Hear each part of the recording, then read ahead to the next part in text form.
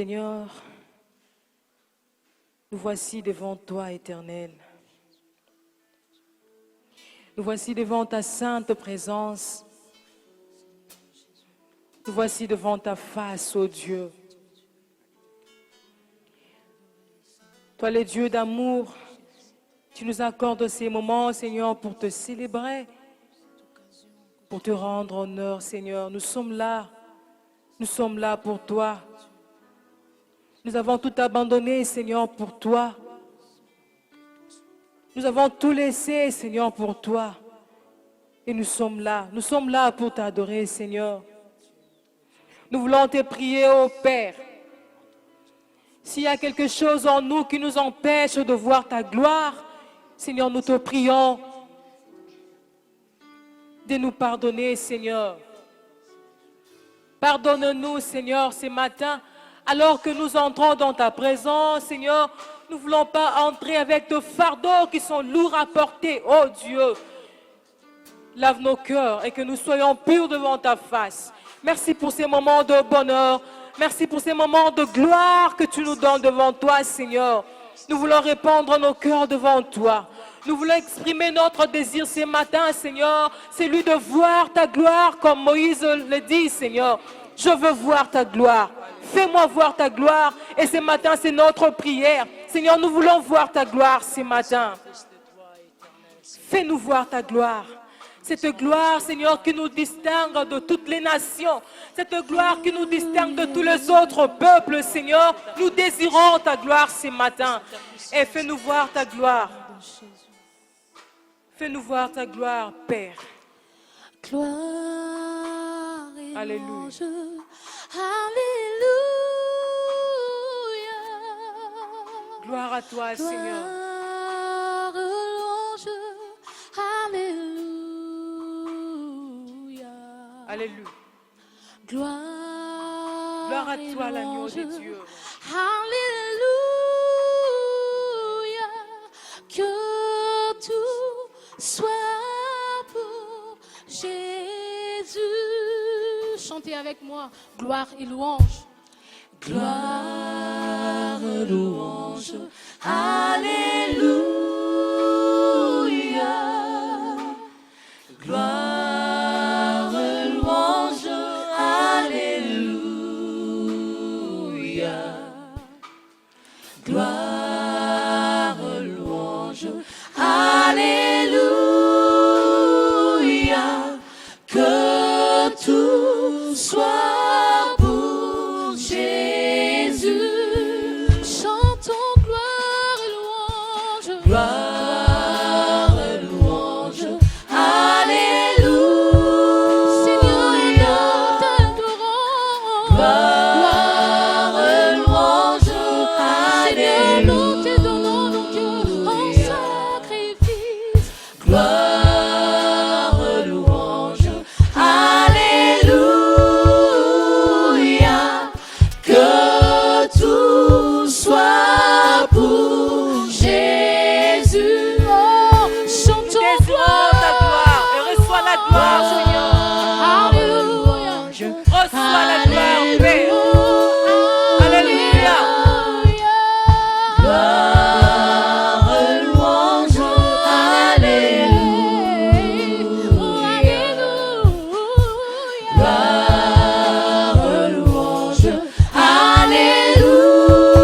alléluia. Que tout soit pour Jésus. Nyonso mpona yo mokonzi. Kembo mpona yo Yesu. Masanjoli ezobonga na yo Yesu. Alors que tu te verses sur nous ta gloire, nous voulons t'offrir, Seigneur, les sacrifices de nos louanges. Nous voulons t'offrir notre adoration, notre louange, Seigneur, notre gratitude, notre reconnaissance. Alléluia à toi qui vis au siècle de siècles. Alléluia à toi qui vis d'âge en âge. Alléluia. Alléluia.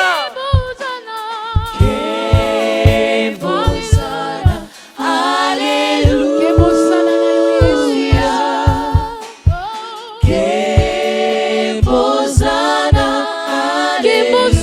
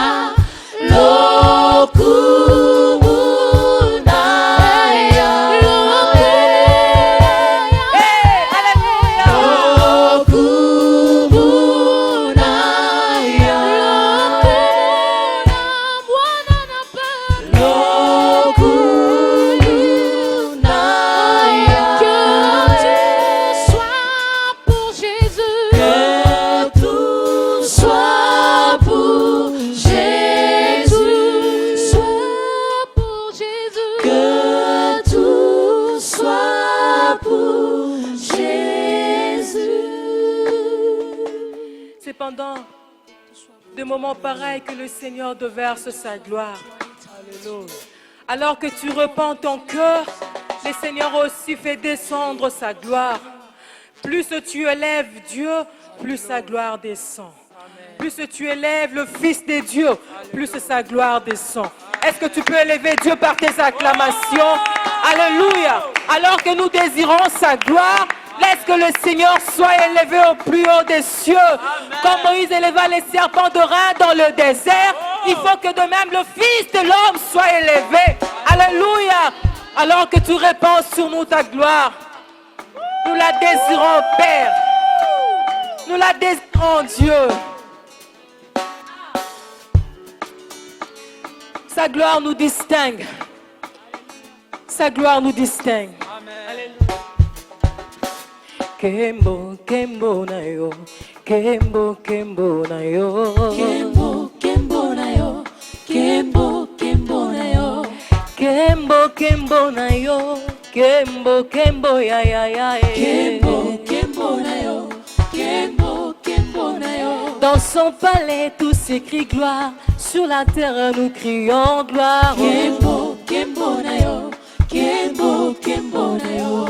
Où encore irions-nous, Seigneur? Auprès de toi, il y a la vie. Kembo, kembo na yo. Kembo, kembo na yo. Yesu yozala ta fololo, nalo na yo na motema nanga. Kembo, kembo na yo. Kembo, kembo na yo. Likolo ezala ta pembeni, nakota mona kembo na yo. Kembo, kembo na yo. Kembo, kembo na yo. Nalingi na mona. Kembo na yo. Nalingi na mona. Kembo na yo. Nalingi na mona. Kembo na yo. Nalingi na mona. Kembo na yo. Mose amona ki kembo na yo ya. Namona kembo na yo. Tisa kembo na yo. Kembo na yo. Awatoko Namona kembo na yo. Babusa bizoli ya miso ya bana na yo ya. Namona kembo na yo. Tolingi to mona. Kembo na yo. Tolingi to mona. Kembo na yo. Tolingi to mona. Kembo na yo. Tolingi to mona. Kembo na yo. Jésus-Christ est bon. Alléluia. Jésus-Christ est bon. Jésus-Christ est bon. Alléluia. Jésus-Christ est bon. Jésus-Christ est bon. Jésus-Christ est bon. Oh bandi mina Yesue. Alléluia, amen. Atokumisa masia e. Alléluia, amen. Amen. Lokumu pona Yesu. Alléluia, amen. Lokumu pona Yesu. Alléluia, amen. Alati motole ya lokumu Yesu. Alléluia, amen. Asimbi bendele ya elonga nanga. Alléluia, amen. Amen, amen, Lokumu pona Yesu. Alléluia. Alléluia, amen. Amen. Lokumu pona Yesu. Alléluia, amen. Tobeta mololo, mololo, mololo, mololo. Alléluia,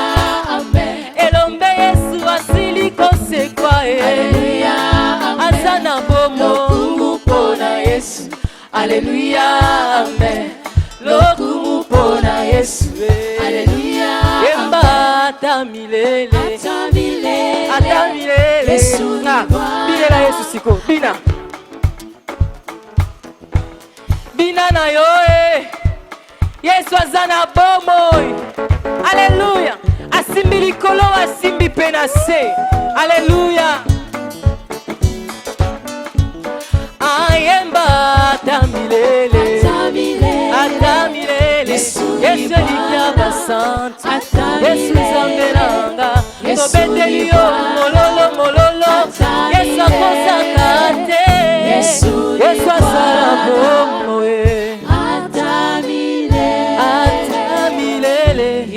Malasi yango yo na ye kosopa na se ya makano na yo loyembo yango yo toye kobonza na se ya makolo na yo likabo ya motema na nga ata milele losambo ya motema na nga atamilele atamilele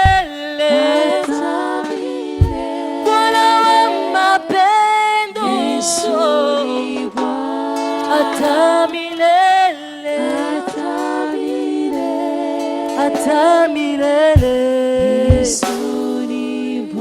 Nous acclamons ta gloire, Seigneur. Nous acclamons ta présence, Seigneur. Nous acclamons ton amour, ô Père. Nous désirons ta gloire. Nous désirons ta gloire, Seigneur. Alléluia. Moïse a dit, si je trouvais grâce à tes yeux, fais-moi voir ta gloire. Et ce matin, nous voulons dire à Dieu, si du moins nous avons trouvé grâce à tes yeux, Seigneur, répands sur nous ta gloire. Si nous avons trouvé grâce à tes yeux, que ta gloire nous distingue. Et sa parole est capable de nous distinguer ce matin. Sa parole est capable de te qualifier. Alors que la société te rejette, alors que ta famille t'abandonne, mais ta parole vient sécher tes larmes. Alléluia. Alléluia. Il est notre Père, c'est lui qui nous parle encore ce matin. Nous l'appelons Révérend Pasteur Mwafa Bopali Frédéric. C'est lui qui est là pour nous parler. Alors nous allons lui céder la place pendant que tu acclames pour le Seigneur. Alléluia.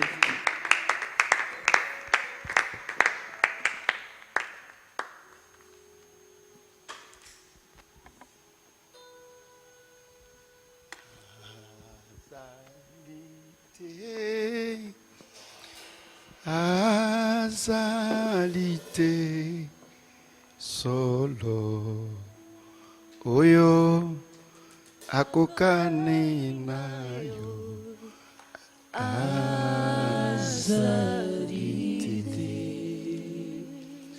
azalite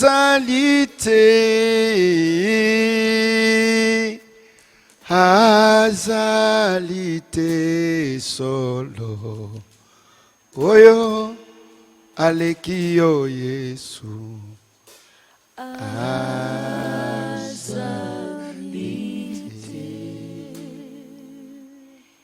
Yonde nzambe nanguya azalite Yonde nzela ya lobiko azalite Yesu nyonso ekofukamela yo azalite nalobi awa na sepe nalola azalite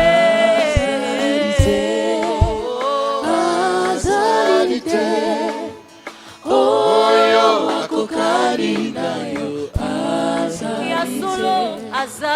azali te. Awana soyo unana lola Oyo akokani nayo azali te. Nyonso ekofukamela yo Azali te. malade nanga ekogumbamela yo Azali te. Yesu pasi ya Kongo ekotosaka yo Azali te. ozana liloba ya bomoi ekosilisa pasi yango toyembi Yesu Azali te. Azali te. Oyo akokani nayo azali te. Applaudissons très fort les rois des rois, les seigneurs des seigneurs. Gloire au Seigneur. Gloire au Seigneur. Que Dieu nous bénisse tous. Sans tarder, nous prenons nos Bibles. Nous lisons les textes de Josué chapitre 1er, du 1er au 6e verset. Josué chapitre 1er, du 1er au 6e verset. J'ai la version, la Sainte Bible avec les commentaires de Scofield.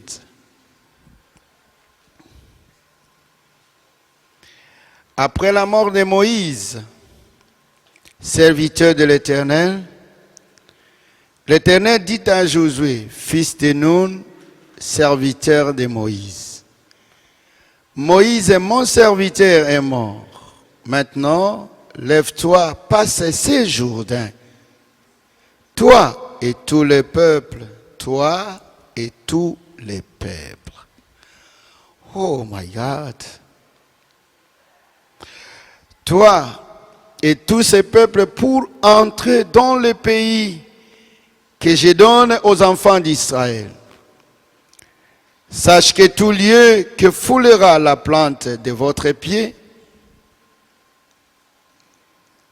je vous le donne comme je l'ai dit à Moïse.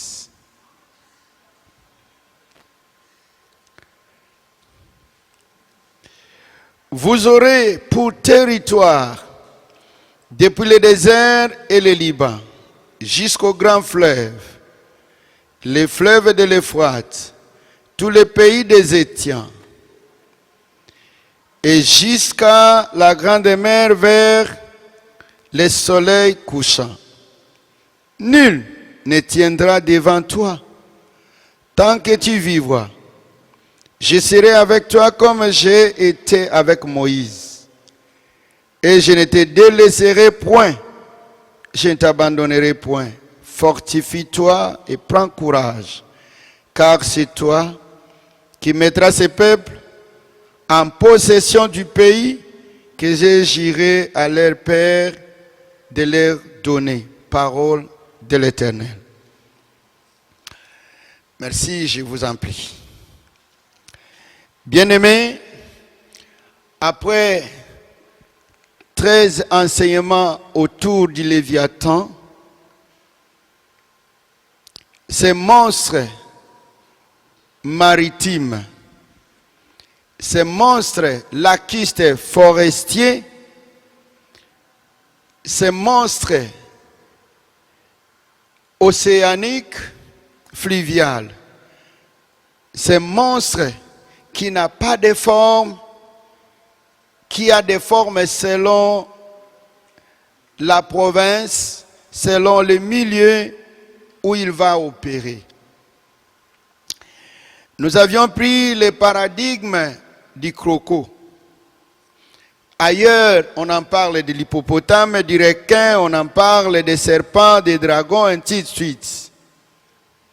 Bref, nous avions dit, voilà la diversité des dominations, des puissances, tant politiques, économiques, sociales, culturelles que cultuelles. Les monstres, on les trouve dans les domaines politiques, ils sont dans les domaines religieux, ils sont dans tous les domaines et attaquent partout. Apocalypse lui parle des dragons. Ailleurs, on en nomme selon le milieu. Et c'est pourquoi nous avions dit chaque peuple à un type de Léviathan qui l'oppresse, qui le rend esclave, qui le soumet à la servitude. Mais nous avions dit que l'Éternel est grand, c'est pourquoi nous avions commencé par Azalité. Azalité, personne n'est comparable. Nous avions dit dans Psaume 74, verset 14, que le Seigneur décide que je vais écraser la tête des Léviathans, pas d'un Léviathan, j'écraserai la tête des Léviathans. Et j'en donnerai pour nourriture à un peuple qui habite le désert. Je soumets encore à la volonté de l'Éternel et tout peuple qui n'a pas de possibilité, qui vit dans des circonstances et des conditions exceptionnellement difficiles. Je réannonce encore que l'Éternel est avec vous. Il ne vous abandonnera jamais. Et il va soumettre les grandes puissances sous votre pouvoir. Après ce moment que nous venons de passer, maintenant nous entrons en profondeur pour savoir comment conquérir les espaces de Léviathan, ceux qui ont pris possession. Et le thème de ce matin, c'est comment vaincre les incertitudes de la vie. Comment vaincre les incertitudes de la vie. Je ne saurais vous définir le verbe vaincre. Je ne saurais vous définir la vie. Mais je suis avec vous dans cet exercice pour que nous voyions la grâce et la grandeur de l'Éternel et Dieu. Permettez-moi de vous rappeler encore quelque chose. L'histoire dont il est question, il se passe vers les années 1400 avant Jésus-Christ de Nazareth. C'est vers les années 1400. Les théologiens et les archéologues sont en discussion. Les uns parlent de 1400, les autres parlent de 1405, d'autres encore de 1410, 1415, avant Jésus-Christ de Nazareth, quand cette histoire se passe. Nous sommes ici au 15e siècle avant Jésus-Christ de Nazareth. C'est une histoire très ancienne. Mais pourquoi cette histoire doit nous interpeller encore aujourd'hui alors que nous ne sommes pas à la conquête de la terre promise? Souvenez-vous qu'Israël marchait avec une promesse. Il y avait une promesse. Je suis en train de voir Genèse chapitre. Si ma modératrice et notre modératrice, à vous, elle est spéciale pour moi parce que c'est elle qui m'aide. Nous sommes dans Genèse chapitre 12 et nous lisons le verset 7. Genèse chapitre 12, le verset 7. Genèse 12, verset 7 dit, « L'Éternel apparut à Abraham et dit, « Je donnerai ces pays à ta postérité. » Et Abraham bâtit là un autel à l'Éternel qui lui était apparu. Amen. Nous sommes au chapitre 13, verset 14 à 16. Genèse, toujours chapitre 13, verset 14 à 16.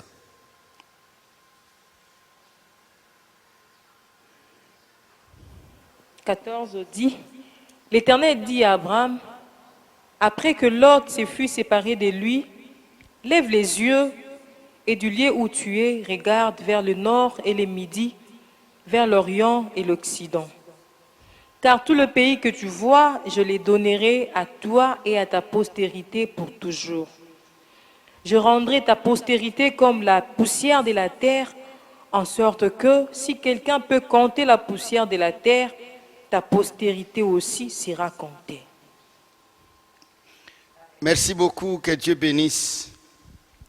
Bien-aimés, je voudrais rappeler les souvenirs. J'ai parlé d'un texte qui date de 1400 au 15e siècle, avant Jésus-Christ et de Nazareth, mais d'une importance et d'une utilité pour nous aujourd'hui et pour cette génération. Et il restera ainsi de génération en génération. Dieu fait à Abraham une promesse fixe et sérieuse. Je te donnerai les pays, je te donnerai les pays, je te donnerai. Il y a des personnes dans toutes les nations de la terre qui pensent que le pays appartient au chef de l'État, au roi, au gouvernement. Le pays appartient à une catégorie de personnes, fils les plus élevés de toutes les nations du monde. Mais ce n'est que maintenant que je comprends que le pays n'appartient à personne et que tu ne dois plus jamais dire non, c'est ton affaire parce que le pays t'appartient. Et Jérémie dit, vous devez prier pour le pays où vous êtes. Là, il parlait en Israël et qu'Israël est pris pour Babylone. Alors que Babylone n'était pas leur pays, c'était le pays de séjour. Il dit, vous prierez pour ce pays parce que votre bonheur en dépend. Et dès lors que le peuple de Dieu va reconnaître le psaume 115, je crois au verset 16, qui dit, les cieux sont les cieux de l'Éternel. Il a donné la terre aux fils des hommes. C'est-à-dire la terre nous appartient, la RDC nous appartient. Brazzaville vous appartient, l'Angola vous appartient, la France vous appartient. Et vous devez en faire votre affaire. Quand ça ne marche pas, c'est votre affaire. Quand ça marche, c'est votre responsabilité. Il dit, je vais donner le pays, mais quel type de pays?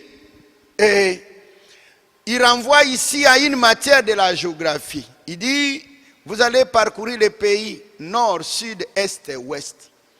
C'est-à-dire même au niveau de la politique, vous ne pouvez pas exercer les fonctions politiques dans un État si vous n'avez pas la maîtrise de la cartographie de votre pays. Vous devez en connaître, vous devez connaître. Pourquoi on dit vous devez les connaître au nord, sud, est et ouest? Même Abraham, revenons encore sur notre texte de la Genèse, chapitre 12, verset 6, la Bible dit, Abraham a parcouru le pays jusqu'au lieu nommé Sichem, jusqu'aux chaînes de Morée. Les Cananéens étaient alors dans le pays. Parce que si vous n'avez pas la maîtrise de la géographie de votre pays, vous serez malheureux. Vous devez connaître d'abord les chefs de l'État, les gouvernements, les ministres, les députés, les sénateurs, ainsi de suite. Tous ceux qui exercent des fonctions publiques de l'État doivent avoir la maîtrise de la population. Vous devez savoir, vous avez affaire à quel peuple. Pourquoi? Parce qu'il y a des injonctions très sérieuse. Ici, moi, je ne voudrais pas lire pour que vous ne puissiez pas m'imputer quelque chose. Je demande à ma modératrice de lire Deutéronome chapitre 17.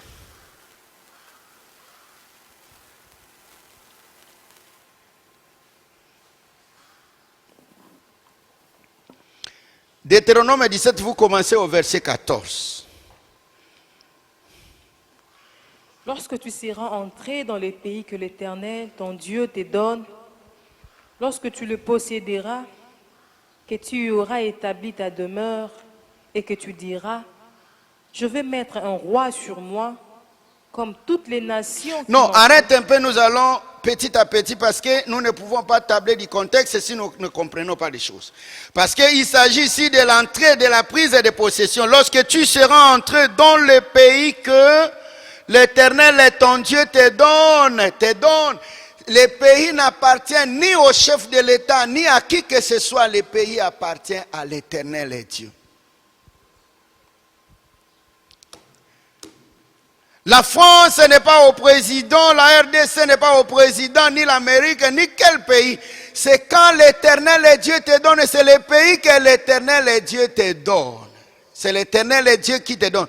Cessons même de dire que le sol et le sous-sol appartiennent à l'État. Le sol et le sous-sol n'appartiennent pas à l'État. Le sol et le sous-sol appartiennent à Dieu. Parce que lorsque Dieu créait le monde, il n'y avait aucun roi, il n'y avait aucun président, il n'y avait aucun État, il n'y avait aucun. Alors, ils ont trouvé que c'est Dieu. Par conséquent, quand vous exercez les fonctions publiques de l'État, cessez de penser que le pays vous appartient, le pays appartient à Dieu. Et devez-vous prendre en compte que vous n'êtes qu'un locataire momentané et que tout revient à l'Éternel Dieu. Madame, la Bible dit ceci. Le pays que ton Dieu te donne, lorsque tu les posséderas, c'est-à-dire que nous devons posséder. Ce n'est pas un cadeau, nous devons les posséder. Et pour les posséder, c'est ce que nous allons voir. C'est là où naissent les incertitudes, parce que vous allez posséder quel pays? Et ces pays-là, on dit, c'est les pays où habitent les Cananéens. Ce n'est pas n'importe quel pays que vous allez posséder. Cessez avec votre théologie, avec votre évangile de la facilité. Ou quand vous êtes devant les combats, vous commencez à pleurnicher, à pleurer pour dire non, mais je ne trouve pas clair. Vous ne verrez jamais clair. C'est un pays à posséder. Quand on possède, c'est les combats, c'est la guerre. Dieu ne nous soumet pas à un évangile de la facilité. Ce sont Congolais déplorés, ce sont Américains, Français, Européens, Occidentaux, Asiatiques déplorés. Ce n'est pas un cadeau. Dieu ne vous donne pas le cadeau. C'est un pays à posséder. Et là, Dieu n'interviendra pas. Lui va agir par l'esprit, mais c'est vous qui irez en guerre. Vous devez aller en guerre et savoir comment transformer votre pays. Il dit, lorsque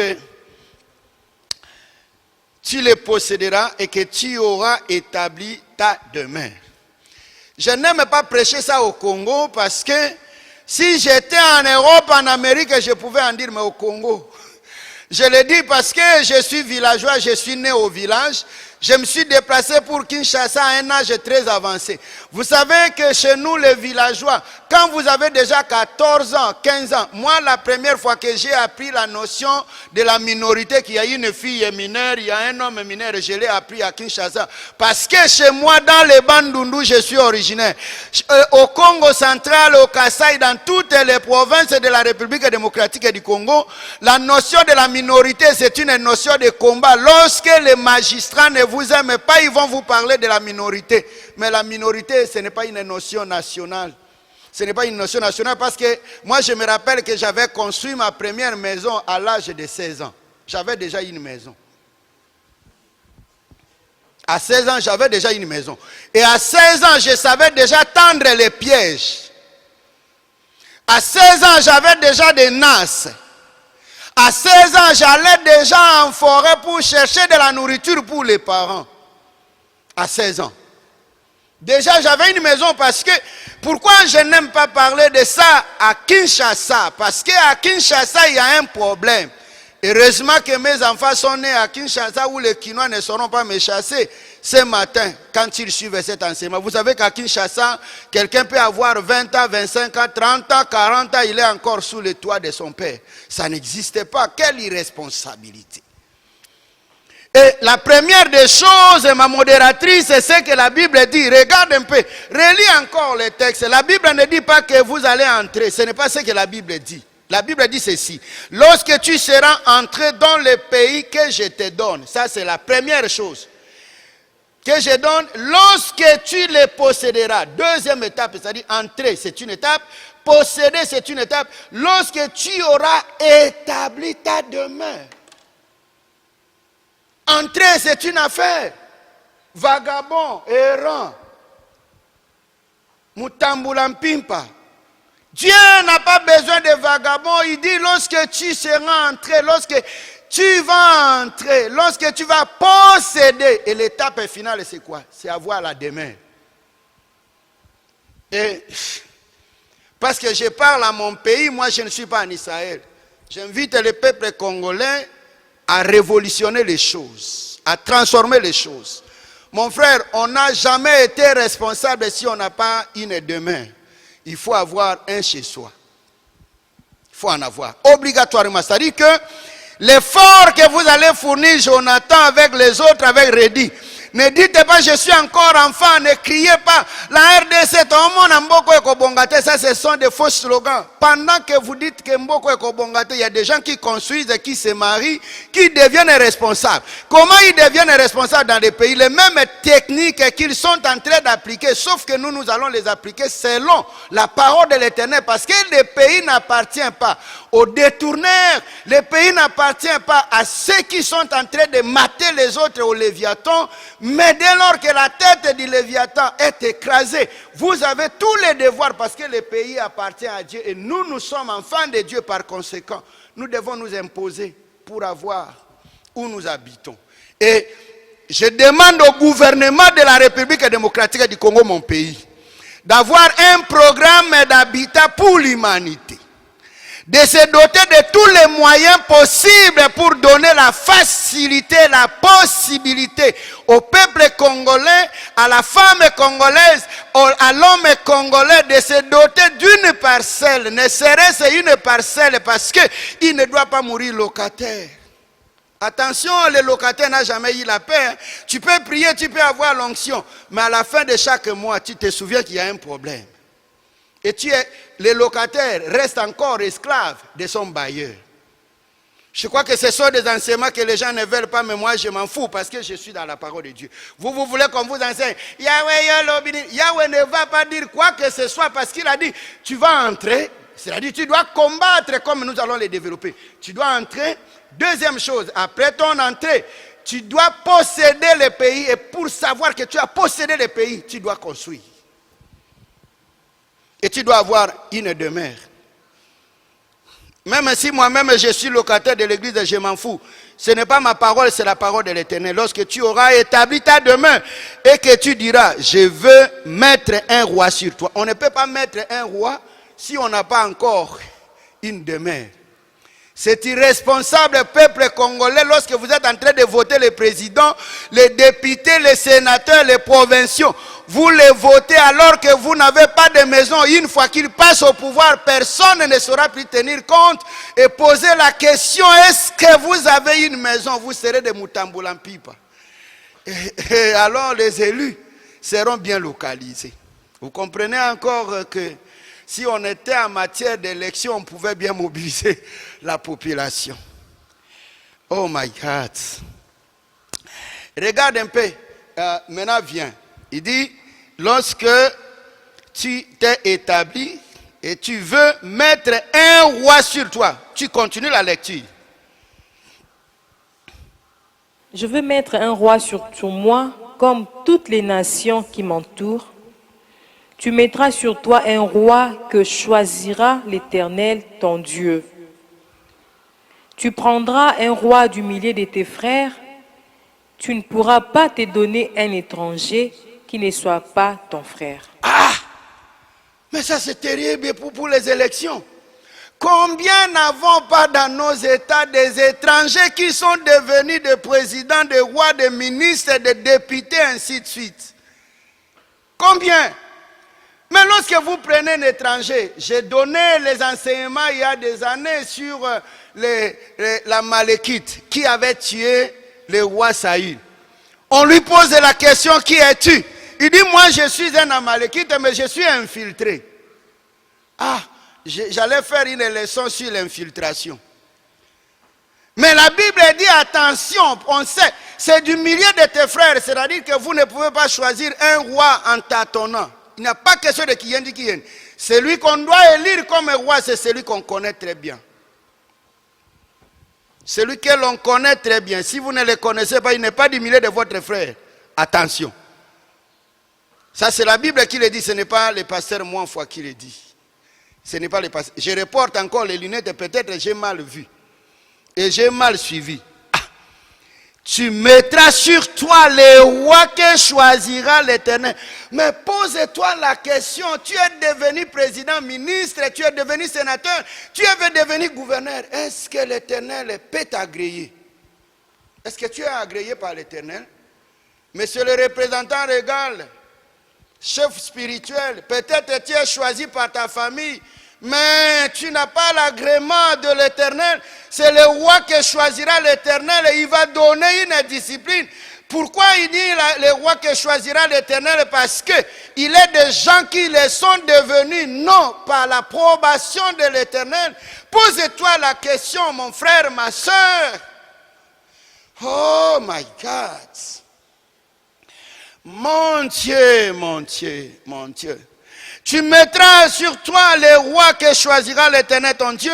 Tu prendras un roi du milieu de tes frères. Tu ne pourras pas te donner un étranger qui ne soit pas ton frère. Ha. Le verset 16.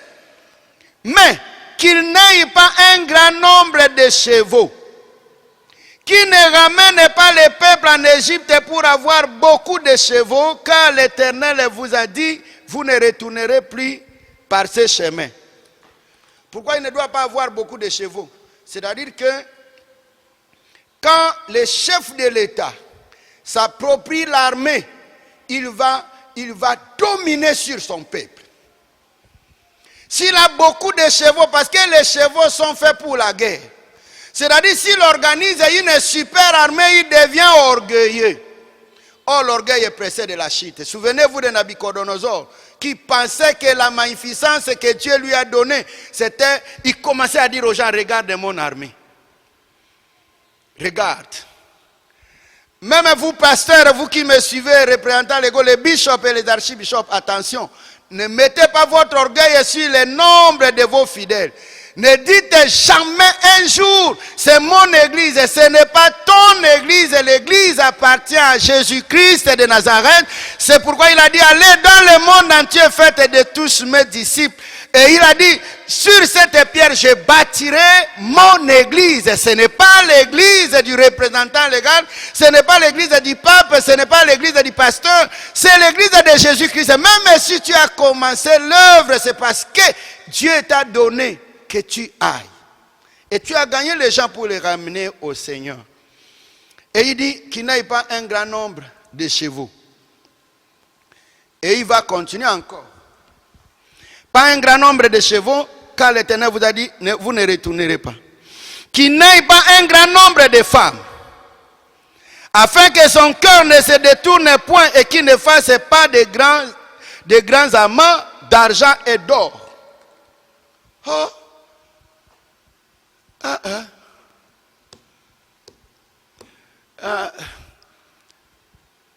Je me réserve, sinon ma modératrice ne va pas me donner la prière finale. Vous comprenez que quand le roi a beaucoup de femmes, toute la richesse, au lieu que ça bénéficie pour le pays, ça sera pour ces femmes. Et là, vous devez veiller sur les responsables de vos églises et les responsables. Au niveau politique, vous devez veiller s'ils ont combien de femmes. Ah, mais malheureusement, dans les nations, quand vous dites, vous suivez les femmes des rois, vous êtes sujet à abattre, vous devenez la cible. Mais peu importe, mais sachez que la parole de Dieu restera à jamais. Bien. Vous comprenez maintenant comment se fait la chose. Et là, c'est le pays que Dieu donne. Hein. Il donne, il dit, je vais vous donner le pays. Et Abraham va parcourir tous les pays. Lorsqu'il va parcourir tous les pays, il va découvrir qu'il y avait une poche où il y avait des Cananéens. Comment vous voulez diriger? Pasteur, vous êtes pasteur de l'église, mais vous n'avez jamais eu le temps de visiter les fidèles. Comment vous saurez leurs difficultés? Vous êtes gouverneur, vous êtes ministre, vous êtes dans votre maison climatisée, mais vous ne savez pas contrôler le pays. Comment vous saurez les différentes nations et comment vous allez élire les gens? Vous allez élire les étrangers? Pour faire quoi dans votre pays? Vous voulez mettre les étrangers à la tête de l'armée, de la police et de la sécurité des églises, à la tête de la politique. Mais attention! Ils ne vont pas travailler dans les comptes de ces pays, ils vont travailler pour les comptes de leurs États. C'est ce qui est arrivé à l'Amalek. Il dit, moi je suis infiltré. Le roi Saïl a demandé à son frère de le tuer. Le frère a dit, je ne peux pas tuer loin de l'Éternel. Mais lorsqu'il m'a demandé, sachant que ce n'est pas mon roi, parce que moi je viens d'un pays étranger, je l'ai tué. Bien qu'il était encore vivant. Il y a des gens qui sont très brutaux et trop cruels. Que même pour des petites choses, remarquez seulement quand les petites choses arrivent, il y a toujours les gens qui en profitent pour en rendre encore plus populaire possible. Est-ce qu'il n'y a pas autre moyen de gérer les problèmes? Voilà les pays qu'Israël va prendre possession. Revenons maintenant sur les frères Josué. Le texte dit ceci, ma modératrice. Parce que tu me conduis, c'est toi qui m'orientes, c'est dans ce sens-là. Après la mort de Moïse, serviteur de l'Éternel, l'Éternel dit à Josué, fils de Nun, serviteur de Moïse. Après la mort de Moïse. Moïse, d'après Deutéronome chapitre 34, verset 7, la Bible dit que Moïse est mort à l'âge de 120 ans. Et puis, redit, la Bible dit, il n'avait pas les yeux baissés. Moi, je me pose la question, nous, on commence déjà à porter des béquilles. Vous n'avez même pas encore 60 ans, vous nagez encore dans les demi-siècles, vous portez des béquilles. Mais quand on aura ça à 20 ans. Et ici, j'ouvre une petite parenthèse pour mes collègues serviteurs de Dieu. Que l'homme de Dieu ne meurt pas aveugle. L'homme de Dieu ne meurt pas aveugle. Il ne meurt pas aveugle. C'est-à-dire qu'il doit avoir la vision. Quand vous voulez diriger l'État, la politique, quand vous êtes en politique ou à l'église, il ne faut pas diriger sans vision. Il faut maintenir la vision jusqu'à la mort.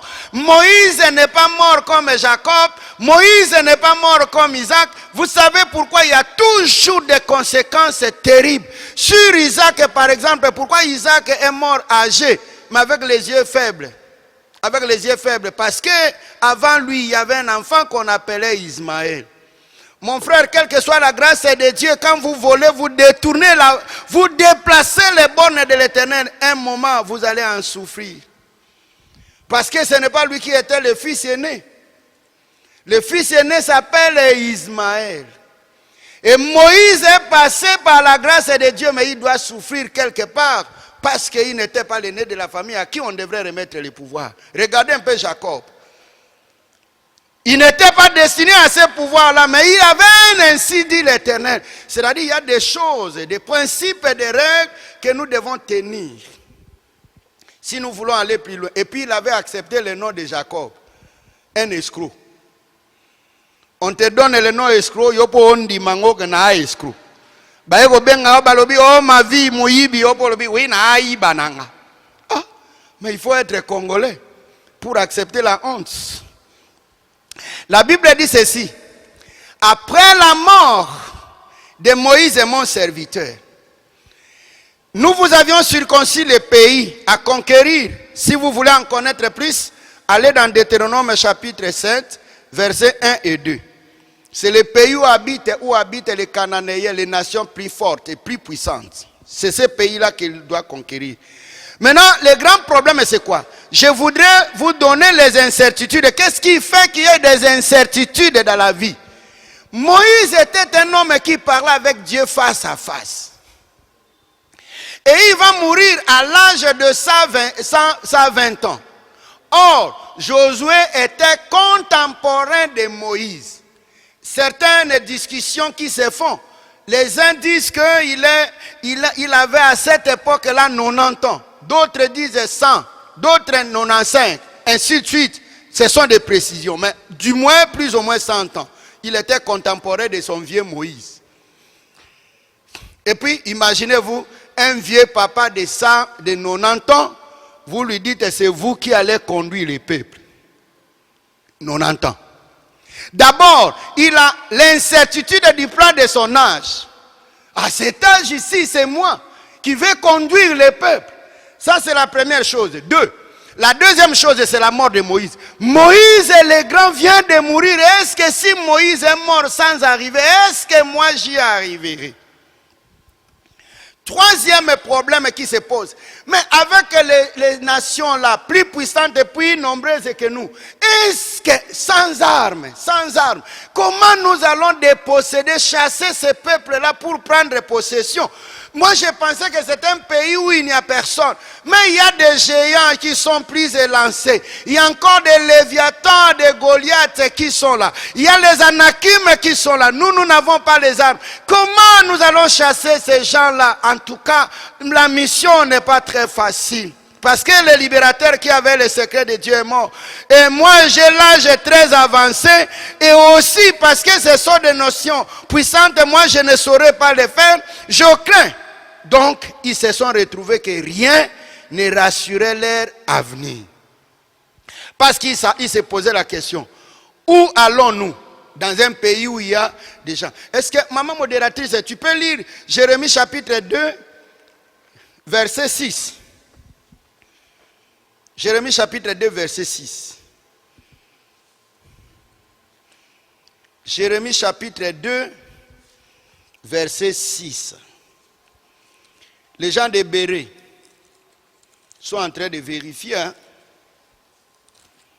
Jérémie 2,6. Ils n'ont pas dit, où est l'Éternel qui nous a fait monter du pays d'Égypte, qui nous a conduits dans le désert, Dans le désert, dans une terre dans une terre aride, et pleine de fosses, pleine de fosses, dans une terre dans où une terre où règne la sécheresse et l'ombre de la mort. Où? Dans une terre où personne ne passe, où personne n'habite, aucun homme. Ah.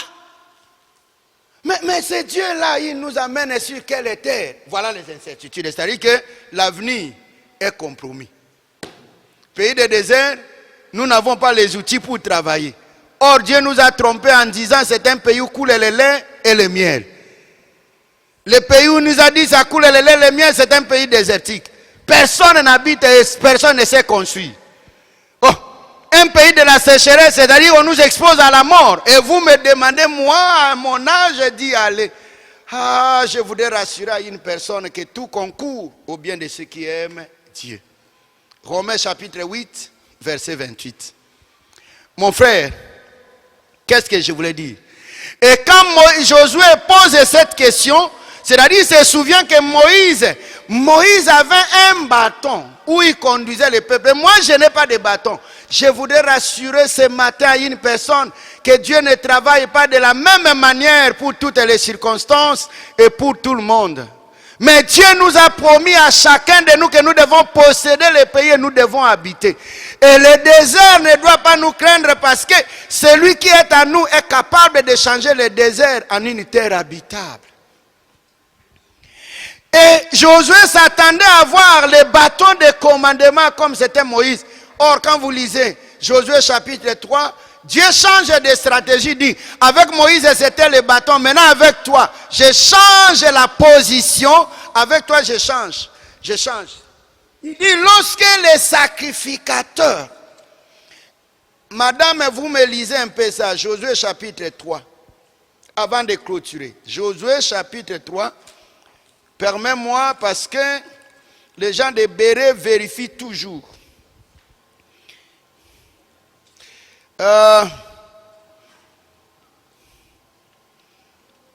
12 hommes, verset 13. Verset 13. Et dès que les sacrificateurs qui portent l'arche de l'alliance, les seigneurs de toute la terre poseront la plante de pied. Poseront la plante de pied. Poseront la plante de pied. Les eaux du Jourdain seront coupées. Ah? Les eaux du Jourdain seront coupées. Les eaux coupées, oui, par les pieds. Quand je vais piétiner les eaux du Jourdain, le fleuve va couper par les pieds. Et vous voulez que je doute de ce Dieu-là? Vous savez pourquoi? Parce que les bâtons peuvent se perdre. Les bâtons peuvent se couper. Dieu n'a pas besoin de rituels fragiles. Mais Dieu a besoin, parce que Dieu a dit, toi tu es le temple, moi je n'ai pas besoin des objets des arbres. Non, les arbres peuvent tomber, mais c'est toi qui es le temple de l'Éternel. Et il dit très bien, lorsque tu vas, c'est ce qu'il va répéter encore dans les textes de Josué, il dit, lorsque tu fouleras la plante de votre pied, je vous donne les lieux en héritage. Congolais et Congolaises, vous qui me suivez à l'étranger, vous n'avez pas besoin d'avoir des incertitudes. Ce n'est pas votre âge. Ne dites pas comme Gédéon qui pose la question, avec quoi? Avec quoi délivrerai-je le peuple? Non. Juge chapitre 6, verset 15. Gédéon dit avec quoi? Ce n'est pas l'argent, ce n'est pas ton intelligence, ce ne sont pas tes diplômes d'état, de maison. Non, c'est le Seigneur Dieu, parce que quand Dieu te dit une chose, il va nécessairement l'accomplir. L'Éternel ne dit jamais une chose sans l'avoir accompli. Mon frère, ne sois pas comme Jérémie qui dit, je suis encore un petit enfant. Dieu ne tient pas compte de l'enfant. C'est David qui avait sauvé Israël. Ne sois pas comme Moïse qui dit, je ne sais pas parler. Il pense que c'est la langue, la rhétorique. Les affaires de Dieu, c'est question d'avoir l'assurance des paroles de l'Éternel. Ce ne sont pas les choses que vous avez. Oh, il y a quelqu'un dont Dieu a destiné pour un pays, pour un bonheur. Mais le bonheur va venir après tant de combats. Et Josué commençait à trembler. Il oubliait même que son nom c'est Dieu l'Éternel qui sauve. Il commençait à trembler parce qu'il comptait sur Moïse. Cessons de compter sur des personnes. Regarde, comment vaincre? Je donne un principe et nous allons en continuer. Il dit, fortifie-toi et prends courage. La force, ma force, c'est quand je vis, ce n'est plus moi qui vis, c'est Christ qui vit à moi. Est-ce que quelqu'un dit Amen? Quand je vis, ce n'est plus moi qui vis, c'est Christ qui vit à moi. Mon frère et ma soeur, maintenant que nous sommes en train de terminer, je pose la question de savoir, le psaume 46, verset 2, le psaume 46, verset 2, clore le texte en disant ceci, psaume 46, verset 2. Dieu est pour nous un refuge, un appui, un secours qui ne manque jamais dans la détresse. Même quand je suis combattu par les adversaires, je ne craindrai rien. Pourquoi? Parce que ma force, c'est Jésus-Christ de Nazareth. Quand je vis avec Jésus-Christ de Nazareth, quels que soient les sorciers, les maladies, bien aimé, quels que soient les problèmes et la pauvreté, quelle que soit la stérilité que je connais, quelle que soit l'humiliation que je connais, je dis à une personne que quand tu es avec Jésus-Christ de Nazareth, mon frère, ne regarde pas le chemin. Josué avait oublié quelque chose. Pourquoi on devrait lui dire, prends courage, c'est-à-dire qu'il avait déjà peur compte tenu des éléments que j'ai cités. Il pensait que c'est Moïse. J'ai dit à quelqu'un, à un Josué, à une Josué ce matin, ne crains rien, avance. Le Seigneur est avec toi dans toutes les circonstances, sur les obstacles, sur les barrières qui sont sur le chemin. Dieu te donnera certainement la victoire parce qu'avec l'Éternel, nous sommes plus que vainqueurs. Et je te rappelle, quel que soit ce qui est devant toi, tout concourt au bien. C'est-à-dire, si tu n'es pas avec Jésus-Christ de Nazareth, c'est le malheur. Mais avec Jésus-Christ de Nazareth, tout était possible. Que l'Éternel vous bénisse. Namakasi nangai te, nanguya nangai te o, namolimo na yo Nzambe, yango nyonso ekoki namakasi te o, namakasi nangai te, nanguya nangai te o, namolimo na yo Nzambe, yango nyonso ekoki namakasi nangai te,